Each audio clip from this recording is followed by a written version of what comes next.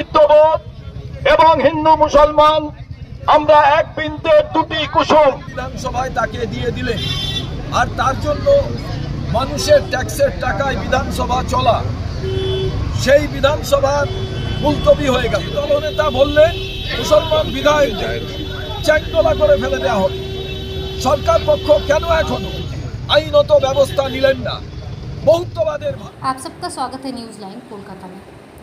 पवित्र ईद और पवित्र रामनवमी शांतिपूर्ण तरीके से मनाई जाए, इसलिए आज कांग्रेस का शांति संदेश मार्च नागपुरा मस्जिद से होकर महात्मा गांधी रोड राम मंदिर तक गया। प्रश्न करने का अधिकार सभी को है, चाहे वो देश की भूमि पर हो या विदेश में, कहीं भी क्यों ना हो। इसलिए पश्चिम बंगाल की मुख्यमंत्री ममता बनर्जी से लंदन में प्रवासी भारतीयों द्वारा आरजीकर कांड को लेकर जो सवाल किए गए उसमें कई अन्याय नहीं था।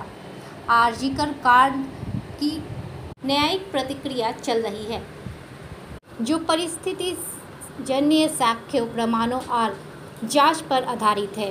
लेकिन इस भयानक अपराध के मूल सूत्रों को खोजने की जिम्मेदारी सरकार की है। जब तक राज्य सरकार अपराधी को खोज नहीं निकालता, तब तक मुख्यमंत्री जहां भी जाए न्याय की पुकार में अभया की आत्मा की चीख और उसके माता पिता के आह उनके सताती रहेगी।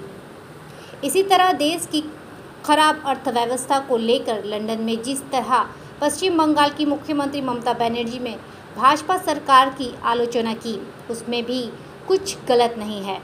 इस समय भारत की आर्थिक स्थिति को लेकर कोई भी सवाल, चाहे वो देश में पूछा जाए या विदेश में, प्रधानमंत्री नरेंद्र मोदी इसे नज़रअंदाज नहीं कर सकते।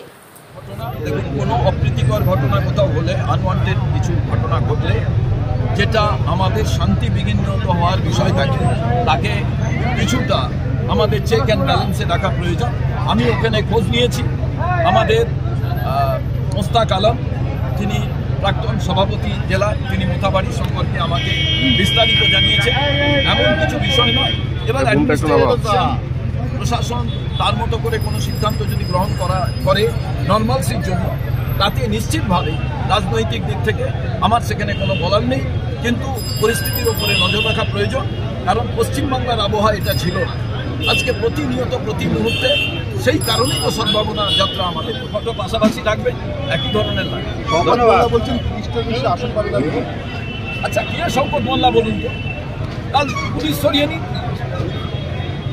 কালকে এইসব নেতাদের, এই যে তৃণমূল বিজেপির নেতা, আমি তো এসছি, আমার কোনো সিকিউরিটি নেই। আমি কলকাতা পুলিশ, রাজ্য পুলিশকে বলিনি আমাকে সিকিউরিটি দেওয়া হবে।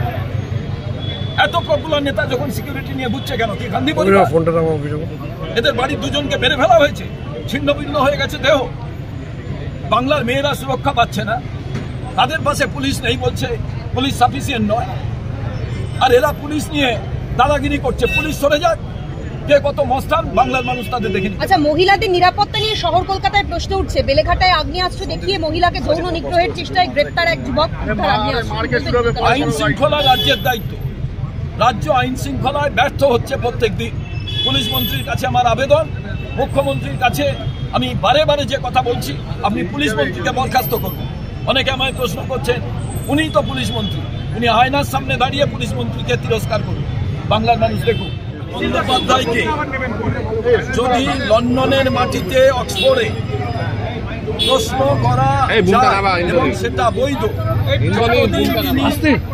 যতদিন তিনি মুখ্যমন্ত্রী থাকবেন, মমতা বন্দ্যোপাধ্যায়কে আরজিকরের বিষয়ে প্রত্যেকটি প্রশ্ন তাকে গ্রহণ করতে হবে, সহ্য করতে হবে। প্রশ্ন তার পিছে তাড়া করে বেড়াবে। কিন্তু মমতা বন্দ্যোপাধ্যায় যদি ভারতবর্ষের অর্থনীতি নিয়ে কোথাও বলেন, সেটাই বিজেপির ফসকা পড়ার কোনো কারণ নেই। তার কারণ এখন কোনোটাই আর বাড়ির ভেতরে নয়, দেশের ভেতরে নয়, নিজের পাড়ার ভেতরে নয়, ডিজিটাল সিস্টেমে, ইলেকট্রনিক সিস্টেমে মুহূর্তের মধ্যে একটা রাজ্যের ঘটনা অন্য রাজ্য জানতে পারে, একটা দেশের ঘটনা অন্য দেশ জানতে পারে। এবার সত্যি যেটা, সেটা যে মাটিতেই বলা হোক, তার প্রচার হলে কোথাও আপত্তি নেই।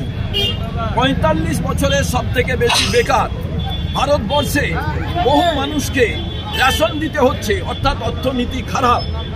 তার কারণ ভারতবর্ষের মাটিতে অর্থনীতি যে খারাপ এটা সবাই জানে। শেয়ারের দাম কোথায়, টাকার দাম কেন কমছে? এই প্রশ্নগুলো যদি কোনো রাষ্ট্র নায়ক বা কোনো মুখ্যমন্ত্রী, কোনো রাজনৈতিক নেতা যেখানেই বলুন না কেন, সেটা অন্যায় নয়। যেমন মমতা বন্দ্যোপাধ্যায়কে প্ল্যাকার্ড দেখানো, প্রশ্ন করা অন্যায় নয়, তেমন মমতা বন্দ্যোপাধ্যায়েরও বিজেপির যে অর্থনীতি বেহাল দশা তা নিয়ে প্রশ্ন করলে